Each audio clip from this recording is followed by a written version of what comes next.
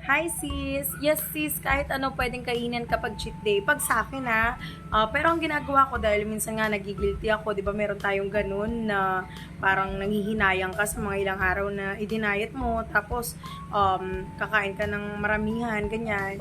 Lagi ko lang iniisip na reward ko na lang sa sarili ko yun, kumbaga once a week lang naman. Pero kapag halimbawa nag-cheat day ako ng 2 beses, ganyan, sa isang linggo, doon na ako merong parang guilty na feeling. Yun, kahit anong kinakain ko, pero ganun pa rin, nagja-jumping rope ako, kaya waist twister after pagka nakapagpahinga na ako.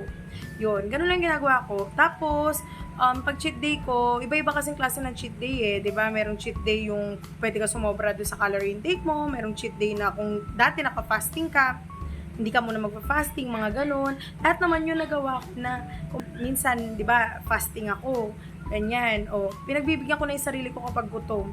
Tapos, kahit na, yun nga, sumobra ako sa calorie intake ko, bawi na lang talaga nung kinabukasan or sa mga susunod na araw. Minsan lang naman yun eh, more on, dapat, isipin din natin na i-reward yung sarili natin. Tapos, bawi na lang nun, kumain na mas healthy sa mga susunod na araw. Balik sa goal, di ba? I hope nakatulong. Road to our weight goal soon.